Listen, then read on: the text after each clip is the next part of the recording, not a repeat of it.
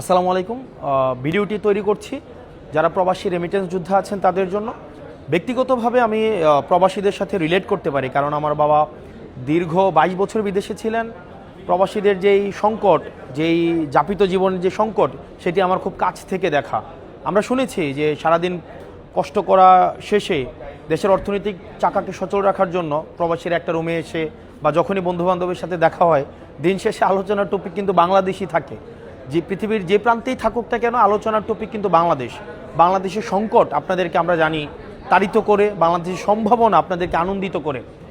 আপনারা দীর্ঘ 50 বছরের বেশি সময় বাংলাদেশ 71 পরবর্তী সময়ে আপনারা দেশের অর্থনীতির চাকাকে সচল রাখার জন্য আপনারা হাড় ভাঙা পরিশ্রম করে গেলেও আমরা দেখেছি যে ক্ষমতায় কারা যাবে সেটি নির্ধারণে কখনোই আপনাদের ভূমিকা ছিল না।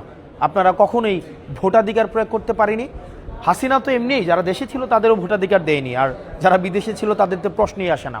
কারা সংসদে প্রতিনিধিত্ব করবে, কারা ক্ষমতা কাঠামোতে অংশগ্রহণ করবে, সেটি নির্ধারণেও আমাদের এই প্রবাসী রেমিটেন্স যোদ্ধাদের সক্রিয় ভূমিকা থাকা উচিত।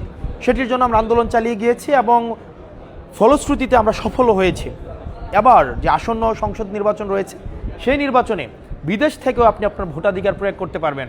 সেটির জন্য আপনার যেটি লাগবে, আপনার যেই অ্যান্ড্রয়েড ফোন থাকুক না কেন, সেখান থেকে একটা অ্যাপস আছে। অ্যাপসটা হচ্ছে পোস্টাল ভোট বিডি। এই অ্যাপসটা ডাউনলোড করুন। ওখানে যে প্রয়োজনীয় যেই আপনার প্রক্রিয়াটি রয়েছে, সেই প্রক্রিয়াটি সম্পন্ন করে পাসপোর্টের নাম্বার, এনআইডি নাম্বার দিয়ে প্রক্রিয়াটি সম্পন্ন করে আপনি ভোটার তালিকা হালনাগাদ করুন এবং আপনি আপনার ভোটাধিকার নিশ্চিত করুন।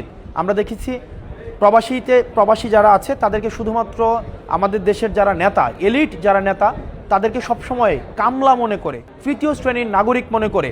কিন্তু আমরা এই জায়গা থেকে আমরা পরিত্রাণ চাই। আমরা চাই প্রবাসী ভাই বোন যারা রয়েছেন, আপনারাও ক্ষমতায় কারা যাবে, কারা দেশ চালাবে, সেটিও আপনারা নির্ধারণ করবেন। পৃথিবীর যে প্রান্তেই বাংলাদেশের মানুষ আপনারা যারা আছেন, আমরা চাই আগামী সংসদ নির্বাচনে আপনারা আপনাদের ভোটাধিকার প্রয়োগ করুন।